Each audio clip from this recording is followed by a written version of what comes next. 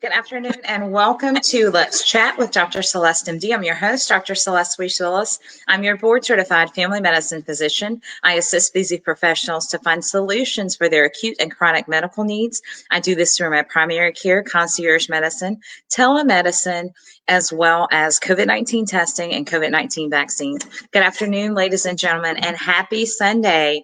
So today's topic is good mental health. As many of you may know, it is Mental Health Awareness Month. We've brought up a couple topics this month, melanoma, as well as discussing stroke. And so now what we're going to do is talk about some top tips that people can utilize and or characteristics of good mental health and well-being. We know that we're still in the crust of the COVID-19 pandemic, and we hope that that will be coming to a close very soon. But in the interim and during the last calendar year, we know that there have been many, many people that have struggled with having adequate or good mental health. So we want to highlight this topic. This is something that often is stigmatized in the African American community. And so one of the ways to decrease or get rid of the stigma is to talk about it. So one of the things that impacts some patients that struggle or challenge with mental health the most is not being able to talk about it. So we hope that by bringing awareness that we can make this a kitchen table type of discussion and open forum and encourage people to do that so that people that are challenged or struggling with having good mental health feel a supportive community that is open to listening to whatever the issues and challenges it is that that person may be affected with. This is something that's irrespective of persons. It may or may not be affecting you, but it's something that can affect the good mental health and well-being of someone you love. So that's part of the reason to take a listen to this today and to share this information. If you find it helpful to you, please share it with a family member, coworker, because every day we literally walk around and are around people and you have no idea what's going on with that person. So we want to be a supportive community that provides an environment where people feel open to discussing their mental health and some of the challenges they may be dealing with. So in light of that, let's talk about the 5 top tips for and of good mental health and well-being. So number 1 tip we're going to recommend that you do: take care of yourself. Self-care is so important. One of the things that we often in our country struggle with is making sure, number 1, that we get adequate sleep. A happy, healthy brain works best when it has had adequate rest, and that's 7 to 8 hours a day. In addition to that, let's talk about eating nutritious meals. You want to make sure that you have a schedule, that you're drinking plenty of water. Water is another thing that can be used to help elevate mood, in addition to helping you deal with stress because you're not fatigued from being dehydrated. In addition to that, having adequate nutrition, making sure that you're eating meals that are rich in protein and vegetables and things that help give your body good energy, good vitamins to help it work at its best, most specifically, and including it, but not yet limited to, the way that your brain functions. So the first thing, we're going to take better care of ourselves and make sure we're eating, make sure you're drinking plenty of water, and we're going to make sure that we are getting adequate amounts of sleep to have a happy, healthy brain that's rested. Okay. Tip number 2, regular exercise. You'd be amazed at how much regular exercise plays a part in having good mental health. Regular exercise has been shown in studies to have decreased levels of stress hormones in those individuals. And these individuals, in addition, it's noted that these people tend to not have issues with sleep, or they have an improvement in the way that they're able to sleep when they regularly exercise. And when we say regularly, we mean we want you to exercise more days of the week than not. So at least 4 days a week, at least 40 minutes, 35 to 40 minutes of cardiovascular activity. We want to make sure we're getting in at least 150 minutes of cardiovascular activity a week. That is an adequate amount of regular exercise. And definitely, if you can do more than that, we encourage you to do more minutes of exercise each week.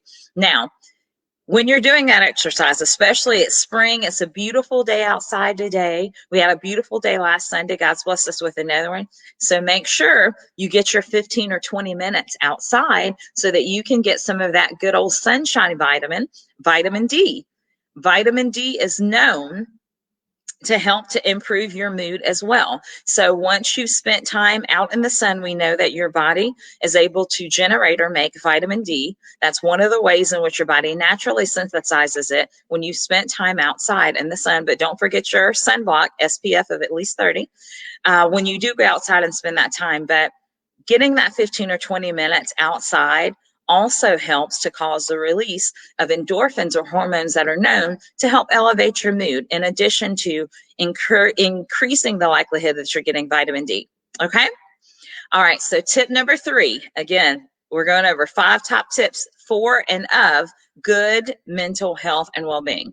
So number 3 is what I call the secret weapon, and that is journaling. Okay? They've actually done studies that show that journaling can be a very, very, very powerful tool. And this is why. A lot of times people that struggle with mental health often are plagued by negative thoughts or emotions that they repeatedly have and going over and over and over again in their mind, right? So one of the ways that you help to release that negative thought is to write it down. Studies have shown this. So when you write it down, it's almost like it's a physical release or mental release of that thought, right? So what you want to do, take all those negative thoughts, negative energy, write it all down, journal it out, and then burn it up or tear it up, because those negative thoughts are completely garbage, right? We don't want negative thoughts and energy and emotions to sit on us, because studies have shown that people that repeatedly have a cycle of negative thoughts in their mind tend to be filled with anxiety and stress. And that's one of the symptoms that's not a good symptom of having good mental health. So we want to journal out all those negative thoughts and then rip them up or burn them. And if you are going to burn them, let me just say that we want to make sure that we burn them in the adequate place, which would be a fireplace or outside on a barbecue, which wouldn't be a bad idea. It's a beautiful day outside. So journal it all out. You don't have, and let's say that it's a negative emotion that's geared toward a particular person. Let's say you want to write a letter. Write that letter. You can determine the situation whether or not you want to send it to that person or not. But the main thing is that there is a connection and a release that occurs when you write down those negative thoughts on a sheet of paper that takes it out of your spirit or out of your aura, so that the stress is no longer weighing on you, so to speak. Okay. So we want to burn, take all those negative thoughts out, right? Then we're going to journal positive thoughts. One of the best things that I think that a lot of patients have utilized, and one of the best things that I've seen, is called a gratitude journal. And what a gratitude journal is a journal full of positive thoughts and positive situations, things that you think about. And some of these things, guys, are things that we may not have thought about. I know in the last year, there definitely has been an increase in the level of gratitude I know that I have just for life in general, and what we're able to do just because of what we've been through in the pandemic, right? And so positive thoughts or gratitude is a very positive emotion that has a lot of strength in it for a variety of ways and reasons. But we want to make sure that we go to that journal and we're going to write out some positive things. Try to find something positive in every day. I know that that is not easy to do, but try to do that. There is a lot of release and anxiety that occurs when a person focuses on positive things. So we want to encourage you to journal. Use that as your secret weapon. Number 4, top tip to good mental health. And we know this one. We want to limit our social media exposure so that we are not overexposed. And I want to take a page here to kind of explain that. A lot of times people will say, oh, get off social media. It's negative. It's, social media is what we make it, right? And so some people use it as a positive tool to promote things, to promote businesses, to try to encourage people in different ways. People use it to try and share their experiences to be of value to another person, right? And so that would be a positive way that we use social media. Unfortunately, there's a negative way that in some people just continually scroll down social media. There's a mental head game that happens with those people that makes a repetitive thoughts, right, that are not necessarily healthy.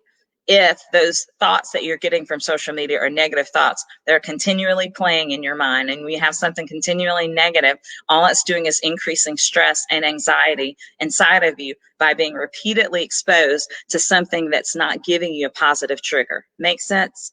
Right.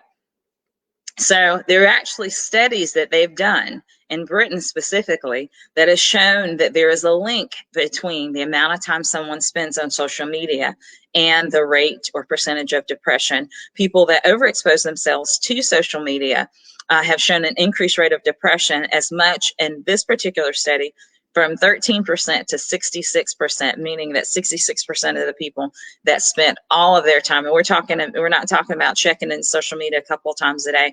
We're talking continuously spending time and having those thoughts repeatedly go over and over in your head. So we want to be careful that we are not overexposing ourselves to social media. Now, I will share with you that there is a way to utilize social media to make it be positive. Example, May is Mental Health Awareness Month, right? So we're talking about things that will help to improve or tips to give you good mental health, right? Sharing a post about good mental health or mental health awareness, saying that, hey, it's okay to be honest about if you're struggling with something. It's okay. Those are things that is a positive way to use social media versus repeatedly listening to a negative thought and or situation that may be plaguing you through someone else's social media page. So social media definitely has its benefit. I definitely am a believer in that. That's one of the tools by which I'm talking to you guys today. We've been doing this now, it'll be this summer for 2 years, that we have been trying to bring you up-to-date information every Sunday, at least once a week, on things that will help keep you healthy. So just an example of how to use social media in a positive way, okay? Now, last tip and the most important one, the most important top tip of achieving and or characterizing good mental health. And that is, we want you to talk to someone, ask someone for help. If you realize or feel like that you're so overwhelmed, please do not isolate yourself and talk to someone. It is inevitably over the last year, we've been living in a life for the last year of isolation and dealing with COVID-19.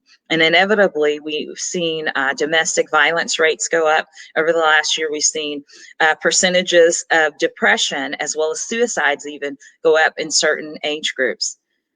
It is imperative now more than any other time, because we've been practicing social distancing for the sake of health, right? For everybody's health and maintaining good health and helping to decrease the spread of COVID-19. In the interim, though, what has happened is there are a large group of individuals that have gone on to feel isolated. So we want to make sure that we encourage people and that we have a community, which is what mental health awareness is about. We want to have a community or a space where people feel open to talk about what's going on with them, to share their experiences, even to ask for help. Don't isolate.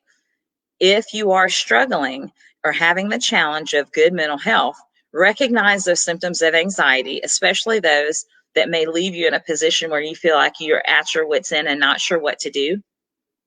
Ask for help in case your family and friends can't see it, because sometimes people can be right beside you, but they don't know what you're struggling with. Being socially connected has been linked to people having adequate happiness as well. So we want to make sure that we don't leave people in isolation. You may be out there and say, hey, you know what? I'm not struggling with mental health. You know, I haven't had many challenges since the COVID-19 pandemic began. I'm good. I don't have any family members that struggle with this, so I'm good, right? Well, we want to be our brother's keeper, right? Our brother and sister's keeper, right? Right.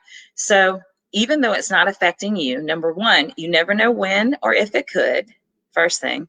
Secondly, because a lot of things, including COVID, are irrespective of person, you never know when it could affect you. Number two is it's better to give than to receive.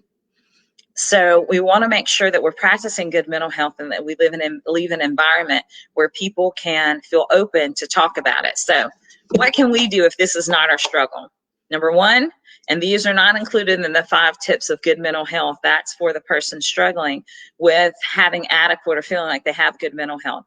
So what you can do as a supportive family member, number one, is to educate yourself about mental health and the challenges, so that if a loved one that you have is struggling with it, or if they've struggled with it in the past, that you will be there to recognize it, number one, and to help, assist, and support that individual, which is what they need. Also, educating yourself about it will help you to fight the stigmas that people naturally have about mental health. I know that there are a lot of stigmas in the African American community about mental health and specifically about therapy. And it's amazing. People that are in good health, mental health is a very crucial part of that. And people who are strong in dealing with their issues are people who take that step and say, hey, you know what? I'm going to make the step and make this therapy appointment, because sometimes we need someone else to help us focus on the way that we're filtering things in and processing things here to better equip us to deal with whatever it is that life is throwing at us. And there's absolutely nothing wrong with that. That is one of the strongest signs of strength that an individual can possess, is to say, hey, you know what? I need help. So we want you to educate yourselves about mental health. Number two, open up and share your experience. If you're in remission, or if you're in a place where you had some mental health challenges in the past, but you're good now, share your story. Leverage social media to encourage people. Share a post. There have been people sharing posts about mental health. I know that my nephew shared a post a couple of days ago, and so proud of him to acknowledge that mental health is an issue that a lot of people deal with. A lot of young people deal with that. And the first step that we have to do as a community is to provide an environment they feel comfortable to do so that they can deal with whatever issue is making them feel challenged with their mental health. Okay. Third thing, and to be honest, this is the most important one. Please be kind to other people. Please encourage other people. You never know what your neighbor is going through. You never know when someone's deciding on if this is their last day. You never know when they're right at the edge, and you don't want to be a part of something that's helping to push someone towards something that could end up in a negative situation for them, or pushing them mentally to a space when they can't tolerate it, or feel like they can't tolerate it anymore. So be kind. We hear it said a lot, and a lot of times we don't do it enough. But just be kind. You just never know what someone is struggling with, and you don't want to topple something else on top of that person when you may be looking at that person and they're at work and they're deciding if they're going to slit their wrist or take a bottle of pills. And you don't want to push them to that bottle of pills, right? I don't think anyone wants to do that. So we want to make sure we provide an environment that is helpful for these individuals. So let's see if we have any questions.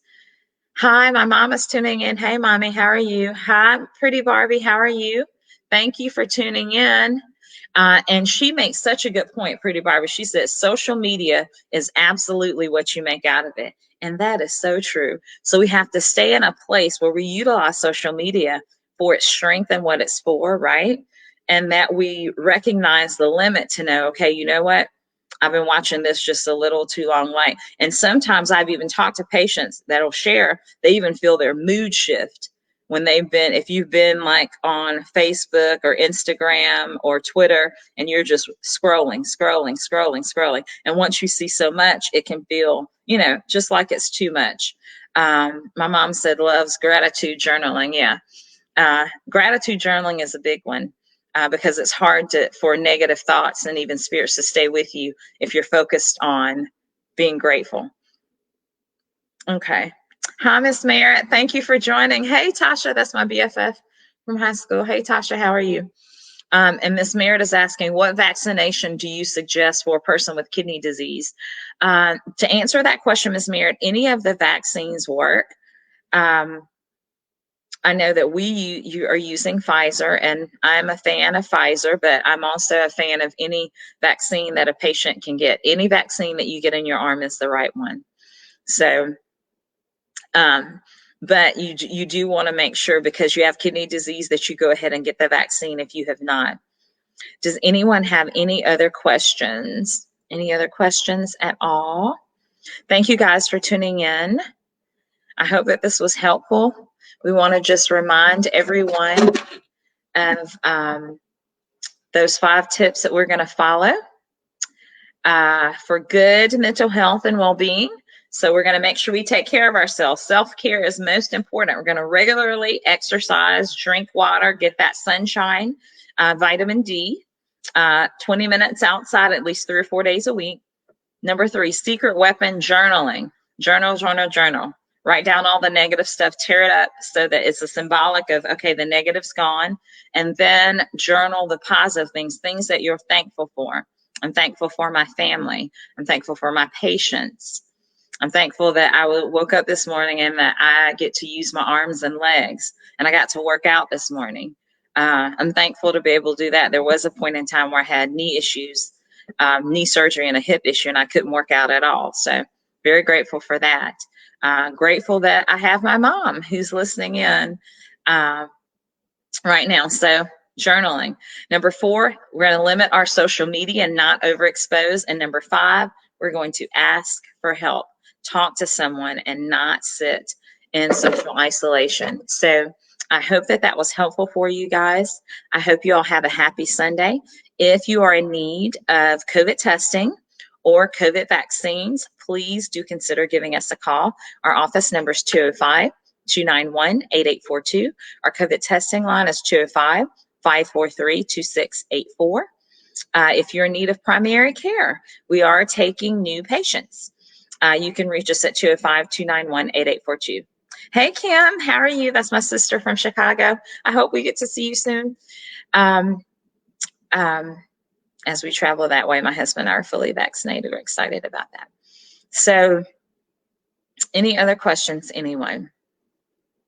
All right. Well, I hope that this was helpful. I will share this with you. If you have not, if you would please do me a favor and tune in to CBS 42 News each Monday morning at 6:30. We have a segment that's called House Calls. When we're partnering with CBS, trying to help you and your family stay healthy. So we bring you a timely health topic, as well as answer any viewer questions you have, any medical viewer questions that you have. Please email us at housecalls@cbs42.com. Again, housecalls@cbs42.com, and we'll answer it on air. If you live out of town and you have a question, still send your question, and you can still send your question. I'm putting it in the chat, and we'll answer on air, but I always post the segment within a couple of days of it, so we can answer your question that way, if that helps. And Matt, hey, Mr. Stevenson, how are you? Is 5,000 units of D3 per day too much? So, Mr. Stevenson, that depends on what your baseline vitamin D level is. If you have a history of low vitamin D, we generally will keep you at 2,000 units a day once we replace where you are. We'll do that for a period of time. The 5,000, it may be too much. It depends on what your vitamin D level is. So I would want you to get your vitamin D level taken to see where it is. If your level is hanging out low, let's say in the 20s, then the 5,000 a day will be right on time for you, as well as potentially needing some replacement. If it's in the 20s, low 30s. If you're in the 70s or 80s, then that may be too much. So you need to get your vitamin D level checked first, if that makes sense. Okay. Hope that answers your question. No worries. I hope that was helpful. So again, if you guys have any other medical questions, please email them to us at housecalls@cbs42.com. We'll answer that question, and we will post the segment on our social media to make sure that you get the answer if you're not able to tune in at 6:30. Okay? All right. No problem. No problem, Mr. Stevenson. I hope that was helpful. Hope you have a happy Sunday. Don't forget to go out and get your vitamin today, okay? The sunshine vitamin, 15 minutes outside is all you need. Make sure you hydrate very well, and we're going to continue to lift up our brothers and sisters dealing with mental health challenges. That's all I had to share today. Thank you. You know who I am, Dr. Celeste. I'm your favorite urgent care physician, board certified family medicine physician. I assist busy professionals to find solutions for their acute and chronic medical needs. I do this through primary care, telemedicine, concierge medicine, as well as COVID-19 vaccines and testing. Have a great Sunday, everybody. Bye-bye.